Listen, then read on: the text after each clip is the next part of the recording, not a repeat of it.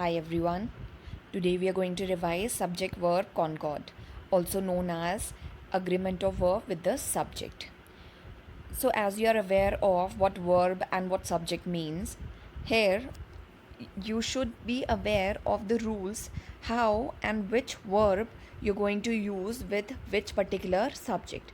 So if your subject is singular, you're going to use singular verb, helping verb I'm talking about, whereas if your subject is plural, you're going to use plural helping verb. So before we start, first make this thing very clear which all verbs are singular and which all verbs are plural.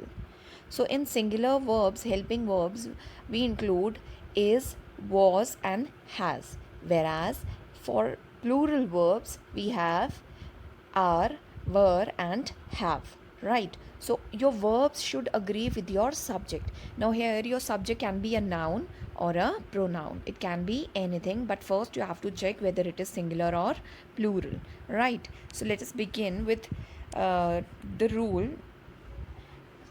As you can see, the very first example, the price of the apples was very high, right? And not the price of the apples were very high. Why? Because we are not talking about apples, right? Apples is certainly plural, but then we are talking about those apples price. We are talking about the price of those apples, right? So here price is one aspect, one quality. So price as such is singular. That is why we have used singular helping verb, that is was. So it will be the price of the apples was very high or is very high, right? Both are correct. In subject verb Concord, we don't worry about the tense, but the only thing which we have to keep in mind is we have to use singular verb with singular noun and plural verb with plural noun or pronoun, like that is the subject. Now first we'll start with the very basic, that is that if you talk about singular number of things, obviously then singular means one, so you're going to use singular form of that verb, right? The girl is playing, the boy has gone to school, he likes sweets. Now for action verbs, what action verbs, how they change. Now if your subject is singular, then your action verb will add s, es, or ies to them, right? Depending on that particular verb. Like if I say he plays well, so he is singular and play word has added plays to, means it has added s to it. Whereas I can say a bird flies in the sky, so fly word has changed to flies, means it has added ies to it, right? So if it is plural, the girls are playing, the boys have gone to school, they like sweets, right? Now person, when we talk about first person, the first person singular plural takes the singular verb. Got it? Like it'll be I like this scenery, we like this scenery, right? The second person takes the plural form of verb, you like. Okay. The third person takes the singular verb, he likes. Third person, he, she, it, all these are third person, right? So they take singular verb. The third person can also take plural verb, like they is also third person, but they takes plural verb, that is they like. Now coming to uncountable noun, something that you cannot count, you will always treat as singular verb, right? And so you're going to fill singular verb. For example, honesty is the best policy, right? Truth is always better. So you cannot count honesty, you cannot count truth, so that is clearly uncountable. So with uncountable noun, you have to use singular verb. Singular. Now coming to the next one, whenever your subject is singular, then you have to use singular verb. If it is plural, you have to take plural verb. Got it? The sun is about to set, singular. The children were swimming, plural, right? Now another thing what we have to keep in mind is, remember this thing, and in this most of the students they make mistake, right? Look at this example, rule number 5. One of the girls was singing. So whenever you write one of the girls, so girls clearly is plural, but we're talking about one girl, so it is singular, right? So one of the girls was singing or is singing. Got it? One of the students was talking. Then coming to the plural nouns. Now plural nouns, so obviously you have to use plural verb when you talk about more than one thing. And when you talk about more than one thing, you use the conjunction and. Satish and his sister have gone to see a movie, right? So clearly two people, we're talking about two people, so it is plural. Got it?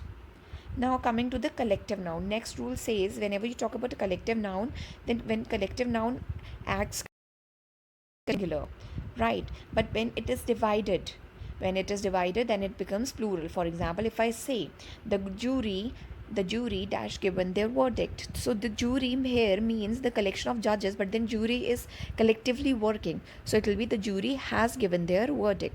But if I say the jury dash divided in their opinion, so here now the jury were divided in their opinion. Why? Because they've been divided, now they became plural. Now coming to singular verb used with singular pronouns like each, either, neither, or anyone, right? The verb there. Each of the boys was given a prize. Everyone has to do the work. Got it? Now collective noun, as I told you, when it works collectively, then you have to treat it as singular. If it is being divided, then it becomes plural. Got it? Now here's a brush up for you, what you have to keep in mind, right? You can just have a look at the examples. Was, were, am, is, or are. Now how you have to use: I was, she was, he was, they were, we were, it was, you were. See, you have to be sure about the first person, second person, and third person, which I have already discussed in the rule, right? It can be in the past tense or it can be in the present tense, right? Like I am, she is, he is, they are, we are, it is, you are. So this is in present tense. Got it? So it's all same. I hope you've understood. Thank you. Transitive and intransitive verbs. A verb that does not make sense on its own in a sentence requires an object. It is called a transitive verb. For example, the shelf holds the books. Here, the shelf is the subject, holds is the transitive verb, and the books is the direct object. A verb that indicates complete action by itself in a sentence does not require an object. It is called an intransitive verb. Adverbs and prepositions usually follow intransitive verbs. For example, my sister cries loudly. Here, my sister is the subject, cries is the intransitive verb, and loudly is the adverb. A transitive verb is incomplete without a direct object, whereas an intransitive verb makes complete sense without a direct object. For example, we watched. I jumped in excitement. Sometimes, a transitive verb takes two objects, a direct object and an indirect object. The order of the objects can be reversed in some sentences.